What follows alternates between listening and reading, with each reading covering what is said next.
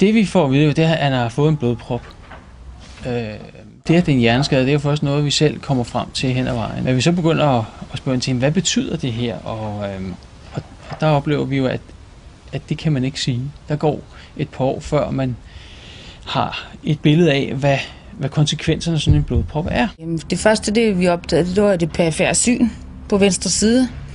Det resulterede i, at han gik ind i dørkarme og borer, der stod på hospitalet, og fordi han kunne ikke korrigere for det. Og så kom det med venstre side. Han fik neglect, det vil sige, at han simpelthen glemte, at han havde venstre side. Og armen, altså man kalder det form for nogle spasmer, noget spasticitet, han har i venstre side. Og begyndte også at få lidt dropfodsagtigt slæbefoden. Jeg sad og spiste aftensmad, så pludselig rejste han sig og gik ud her på terrassen, eller skulle kigge ud af vinduet, eller noget. Eller også så havde han også det, han i stedet for at bruge kniv og gaffel, så brugte han så gaflen, og så forsvandt venstre arm sådan længere og længere om bagved. Og så nogle gange, det lavede vi så lidt sjovt med, så sagde Simon, du har jo også venstre arm, og så var det så nærmest sådan en ny opdagelse. Nå ja. I starten er det mere det fysiske, som man umiddelbart ser, mens det, som jo påvirker på længere sigt med, hvordan hjernen udvikler sig videre, det ser man ikke til at starte. Og i øvrigt heller ikke være i børnehave. Være sammen med andre. Nej. Altså det er jo så træthed. Altså han måtte jo sove meget også, for ligesom, fordi den, altså hjernen er på den måde, kan man sige, overbelastet, eller skal restituere sig og komme ovenpå igen, så han er meget træt. Ja, for vi fik jo reelt set et nyt barn, ikke?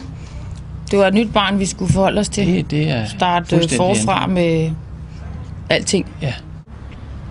Ja, hans personlighed er også påvirket umiddelbart. Men det er jo meget det direkte ser man jo på, at han ikke kan være sammen med andre.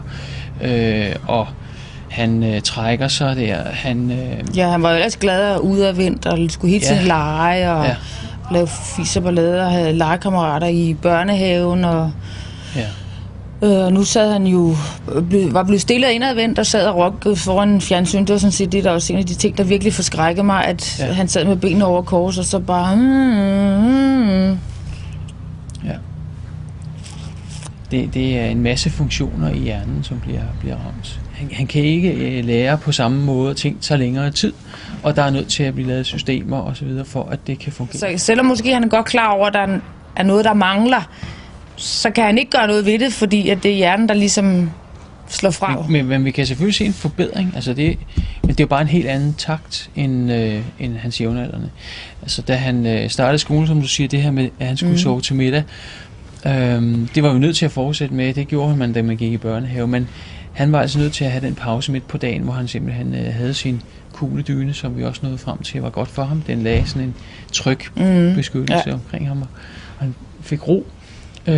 Fordi hele hans krop er også stresset. Ja, der er en diagnose yderligere, som følge af den hjerneskade. Det er jo de her tvangstanker, han har, som vi først for nogle år siden opdager. Han begynder at gøre mærkelige ting. Vi har så set den typiske med håndvask.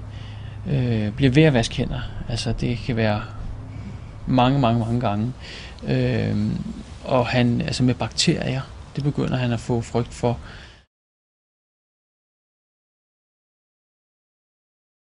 Empatien og sætte sig ind i, at man er nødt til lige at få den anden med også.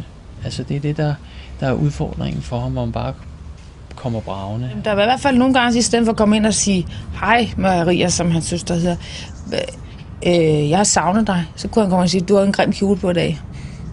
Og det måtte vi jo lære ham at sige, det er jo ikke en måde. Det er ikke en måde at gå hen og få kontakt til nogle mennesker på, og heller ikke din søster. Der er han jo meget umiddelbar med det, han ser og det, han oplever.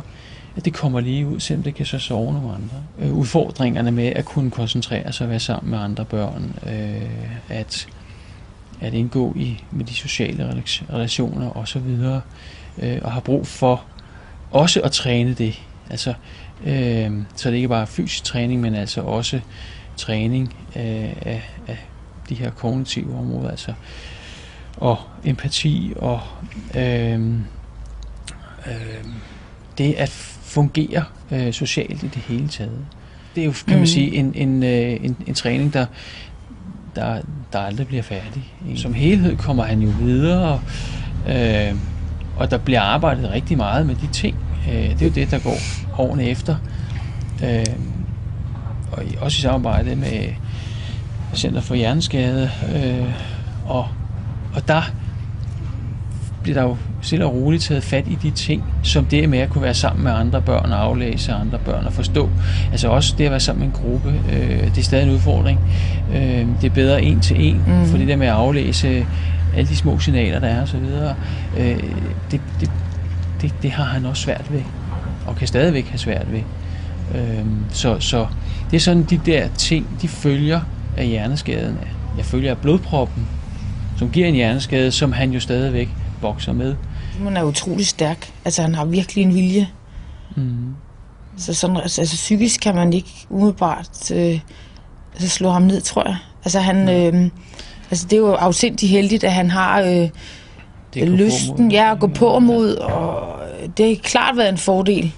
Ja, først når han er voksen, kan man sige, hvad skaderne egentlig er. Hvad har det så betydet? Jamen, Simons forløb er ganske typisk, da at han både har nogle vanskeligheder i form af koncentrationsproblemer og tempoproblemer, og også vanskeligheder med at afkode andre børn.